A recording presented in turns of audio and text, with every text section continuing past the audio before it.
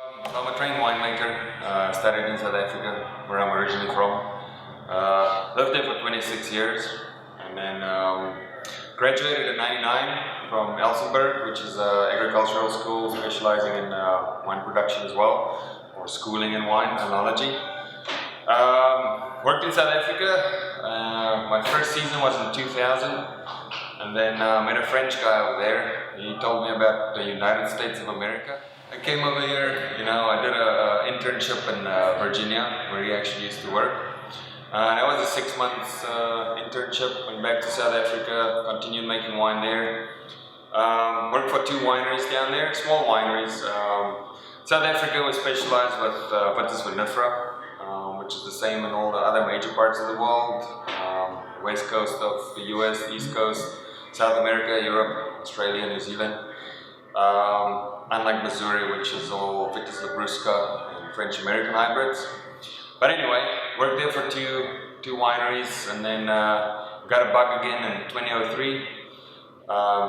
Did another internship, this time in Napa Valley at Height Cellars. Went back to South Africa, and kind of back then I was like, yeah, I'm kind of done with this country. Gonna pursue a career in the US, So looked for a few years, and then in '05 found Stone Hill, which brings me to the point I didn't even know Missouri made wine. So yeah, I got the job, and I ended up here in October '05. So I started learning about Missouri wine back then. So which is very interesting, and that's what caught my attention actually, because it's not a commercial wine growing region. But the winery is not small, it's a 100,000 case winery. That's small to medium in the global aspect of it, but for being in the middle of the country, not a wine culture community, and with all the different styles of wine that was produced at Stone Hill at that point, that really struck my fancy. I think there was a wine culture, with all the German and French settlement. That was in St. Louis and the Midwest here. If you go out in town, everybody that grew up here and their grandfather grew up here, they still make homemade wine, So the thing in France and in Europe, there's a little aphid called the phylloxera, right? So the phylloxera takes the rootstocks of a Vitis vinifera vine, because the Vitis vinifera is not resistant to phylloxera. So that basically, starting in the 1850s, it destroyed 40% of the vines in France. And in the late 1860s, I forgot what the guy's name was, but it was a French guy who was contracted to kind of find out what the hell's going on. And he published an article or his findings, and a dude over in St. Louis, which was the Missouri's my English sucks. Entomologist, Missouri's state entomologist, C.V. Riley. So not to get confused with John C. Riley, right? So C.V. Riley got word of this, and he wrote the guy back. It's like, hey man, I've seen this. You're in Missouri, and we've got vines here. It's resistant to it. And this French dude blew him off because he was American, obviously. So C.V. Riley kept on corresponding, and eventually, they kind of met. And he went over there in the 70s, I think 1870s, and looked at the findings of the French guy, and kind of deal was struck up there. It's like, hey man, we've got vines here that's resistant, we'll export it over there. Actually, it's funny because in the 1500s, I think, the French settlers or colonists in Florida, they're the guys that actually started exporting American vines to France. They probably got the phylloxera there in the first place. So anyway, the irony is here in the Midwest we had resistant vines. And so in the early 70s, a guy from Herman, George Hussman, he was actually a staple in the American viticulture, right? So him and some company out of St. Louis, Bush and Sons, whoever, they exported like 400,000 vines over to Europe. Or France, and basically saved the industry. So it kind of originated in Herman, of all places, So nobody knows that, because it's French, and the French are very proud. And oh boy, heaven forbid they speak anything good about the Americans, right? So, terroir is a French term. It means, it basically encompasses the growing condition of the vine. So it'll be the microclimate, the mesoclimate. So it's everything that influences the growth of the berry. And soil as well included. And yeah, the French are pretty big on this. On a side note, you know, beauty doesn't have to be older and everybody's got an opinion. Way too high in wine faults as well as to blame it on the terroir. You know, so terroir will influence definitely, you know, how the wine will end up tasting, and it's very important from vintage to vintage as well, because you know the weather differs such a lot. For example, this year you probably noticed, you know, it's like we've got a very delayed summer, onset of summer. It's been very kind of overcast, you know, and I think, when was it?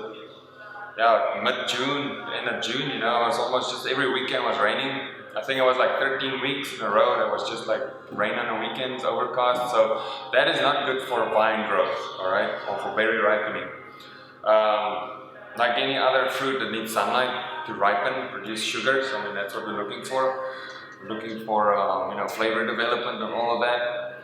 So, I mean, that plays a big part in that. And if there's not a lot of sunlight, you know, the berry is going to be underdeveloped. It's going to end up being green, you know, herbaceous, you know, and that'll all carry through into the wine eventually. So, I mean, the type of soil that it's planted in, if it's a very vigorous soil, the vine is going to be very vigorous, you know, so you're going to have a lot of leaves and foliage that you have to manage to keep in balance with the berry growth as well. You don't want too much of that. Again, be vegetative, green, herbaceous, you know. If it's a very wet soil, the vine is gonna not do very good.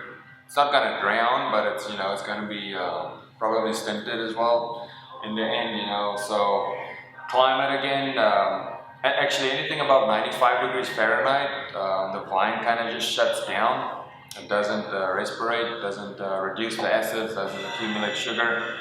You know, so all of those factors, you gotta, you know, that's pretty much terroir, and it's you know, the breezes, for a few years, like 5, you know, 8 years, kind of, you know, been looking towards differently, you know. It's kind of, wine is like really pushing everybody away from it because they kind of think it's very intimidating, which really wine isn't, you know, it's very personal. So, look, for example, at the beer industry, you know, they're very personal, especially with all this, you know, boom of the artisan beers and all of that. You know, you can really like delve deep into it. I mean, there's a lot of media on YouTube and stuff like that where they interview brewers.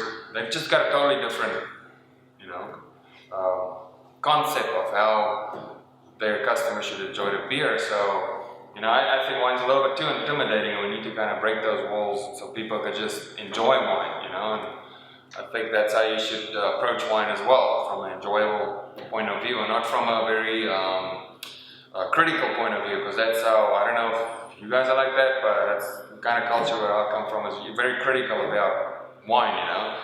I think you have to be critical about it for quality, but it could be anything that you like in a wine. So, but anyway, the way to approach a wine is obviously to smell it first, you know, swirl it. The way you swirl a wine, that gives a little bit of oxygen into the wine, and that releases some of the aromatic compounds. So what you're looking for is something that hits you on the nose. So if it's fruit, you know, fresh fruit, or if it's a little bit of oak, you know, but you do not want anything that turns you away from it. So like a fault in the wine. Good example of a fault can be acetic acid, a little bit of a vinegary smell. You know, that's unhygienic practices in a winery. Because there's a lot of screw cap wines on the market these days, reductivity is a big problem. So reductivity, if the wine is lacking some oxygen, so the nose is going to be very muted, you're not going to be smelling very much.